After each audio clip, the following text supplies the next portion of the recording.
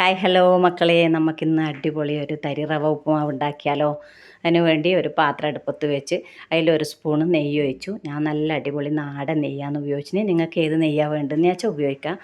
ഡാൽഡ്യ വേണം, അത് ഉപയോഗിക്കാം. ഏതാ ഇഷ്ടം എന്ന് വിചാരിച്ചാൽ അതിൻ്റെ അകത്ത് കുറച്ച് എണ്ണയും കൂടി ഒഴിച്ച് അത് ചൂടാകുമ്പം കുറച്ച് കടുകും ഇട്ട് 2 സ്പൂണ് ഉഴുന്ന് പരിപ്പും ഇട്ട് ഉഴുന്ന് പരിപ്പ് ചുവന്ന് വരുമ്പോഴത്തേനും കടുക് പൊട്ടും. കടുക് പൊട്ടിക്കഴിയുമ്പോൾ അതിൻ്റെ അകത്ത് ഒരു പിടി കറിവേപ്പില ഇട്ട് ഒരു സവാള ചെറുതായി കട്ട് ചെയ്തതും ഒരു പച്ചമുളക് കട്ട് ചെയ്തതും ഒരു ചെറിയ പീസ് ഇഞ്ചി കട്ട് ചെയ്തതും ഒരു ക്യാരറ്റ് കട്ട് ചെയ്തതും കൂടെ ഇതിൻ്റെ കൂടെ ഇട്ടിട്ട് നല്ലപോലെ ഒന്ന് ഇളക്കി വഴറ്റിയെടുക്കുക.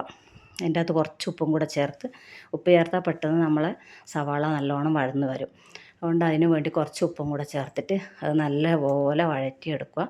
കുറച്ചും വഴന്ന് കുറച്ച് സമയം ഇളക്കി കഴിയുമ്പോഴത്തേനും അതിൻ്റെ അകത്ത് ഒരു 1/4 സ്പൂണ് മഞ്ഞൾപ്പൊടിയും കൂടെ ചേർത്ത് കുറച്ചും കൂടി ഒന്ന് ഇളക്കുക. കുറച്ച് സമയം ഇളക്കി കുറച്ചും കൂടെ വഴന്ന് വരുമ്പോഴത്തേനും കറക്റ്റായിട്ട് നമ്മളെ സവാളയും ക്യാരറ്റും വെന്തിട്ടുണ്ടാവും. അതിന് ശേഷം അതിൻ്റെ അകത്ത് വെള്ളം ഒഴിച്ചു കൊടുക്കണം. അതിന് വേണ്ടി ഞാൻ 1.5 ഗ്ലാസ് റവ ഉണ്ടാക്കാൻ വേണ്ടി 3 ഗ്ലാസ് വെള്ളം ഒഴിച്ചു കൊടുത്തു. അപ്പോൾ നിങ്ങൾക്ക് എത്രയാണ് വേണ്ടത് വെച്ചാൽ അതിനനുസരിച്ച് വെള്ളം ഒഴിച്ച് കൊടുക്കുക.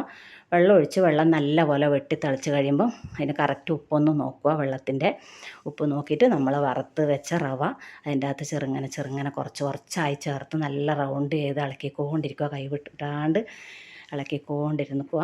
നല്ലപോലെ ഇതുപോലെ ഇളക്കി നല്ല റവ ജോയിൻ്റാക്കി ഇളക്കിക്കൊണ്ട് നിൽക്കുമ്പോഴത്തേനും കുറച്ച് വെള്ളം നമുക്ക് വറ്റി വരും. വെള്ളം വറ്റി വന്ന് നല്ലപോലെ ഒന്നും കൂടെ ഇളക്കി നല്ല ജോയിൻ്റ് ആക്കിയ ശേഷം ആ പാത്രത്തിൻ്റെ അകത്ത് റവ അതിനെക്കൊണ്ട് നല്ല തട്ടി ഇതുപോലെ തട്ടിക്കൂട്ടി അവിടെ വെക്കുക. എന്നിട്ട് ഒരു 2 മിനിറ്റ് അടച്ച് വെക്കുക. 2 മിനിറ്റ് അടച്ച് വെച്ച ശേഷം 2 മിനിറ്റ് കഴിഞ്ഞ് തുറന്ന് ഒന്നും കൂടെ നല്ലപോലെ ഇളക്കി മിക്സാക്കിയ ശേഷം നമുക്ക് സെർവിങ് ബൗളിലേക്ക് മാറ്റി ടേസ്റ്റ് ചെയ്യാം. Okay, thank you.